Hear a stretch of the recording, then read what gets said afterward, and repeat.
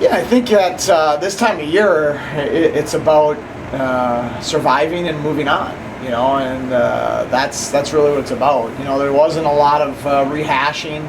All year long, this team's done a really good job of learning from some mistakes and from some things we've done really well, and applying those things moving forward. We still have that. We still have our process that we're following, but in the playoffs, there's not a ton of rehashing on a Monday or Tuesday of what happened. It's more of a refocus. And let's get our mindset on the present, which is practice, and what we need to accomplish this week to get prepared for Harvard on Friday night. How do you guys look going into Harvard? How do you feel? Well, I like that we're practicing. That's what right this time of year. I just said, geez, I'd love to coach this team for another 4 to 6 weeks. So I've really enjoyed coaching this team. It's a great group. They've been fun. They practice hard. They have a good mentality. They want to learn. They want to get better. So it was fun to get to practice today. So how do you guys match up with Harvard? The games this year have been very good. They beat us in the championship game in the Notre Dame tournament. And we had an unbelievable tie with them here, 0-0, and probably one of the better games I've ever coached in. And it was 0-0 only because of the goaltenders. I think the shots were like 43-35 in that game. And then we beat them 2-1 in their building in a game that was a real nail-biter and a real dogfight.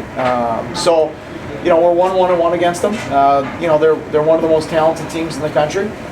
We certainly have a lot of respect for their ability and having the talent that they have, having arguably the best player in the country in Jimmy Vesey, who's a favorite for the Hobey Baker Award, and we respect that. But we're not going to fear that, and we're going to go in and play our game.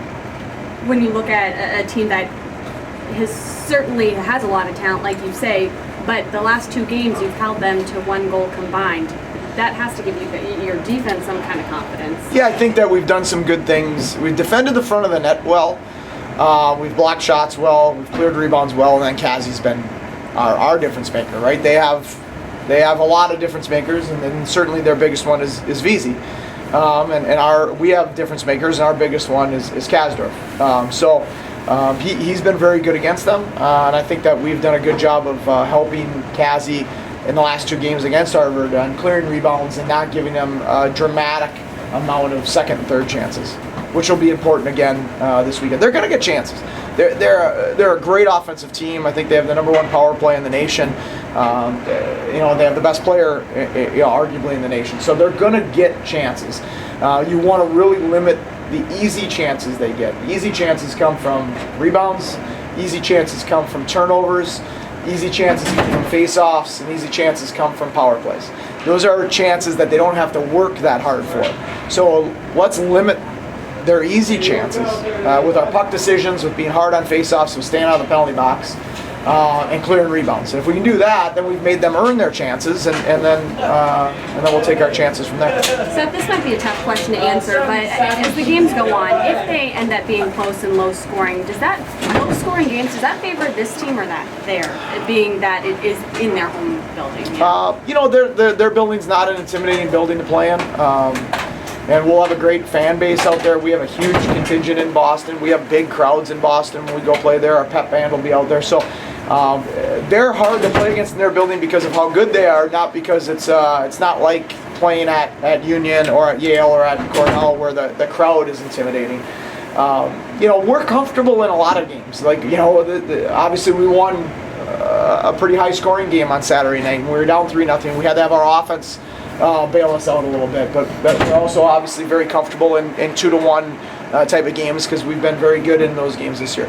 We have, we've played 38 games. I think realistically 30 to 32 of them have been 1-goal games, and they might not have ended up that way, but they were. And heading into the last 10 minutes, they were 1-goal games, and we've been very good in those types of games. So we're confident in that style. Yeah.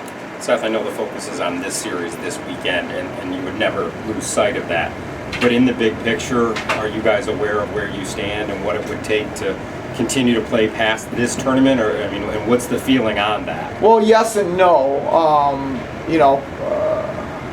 You'd have to be really naive not to be aware of it, but we're not going to be worried about it. We haven't talked about it at all. There's no reason to. We need to focus on the task at hand, which is how we play against Harvard. We need to have a better start to the series than we had against Brown in the first period on Friday night. And so that's something we want to learn from from last weekend. We didn't have a good enough start to the series and on Friday in Game 1. So we want to learn from that. That's our focus.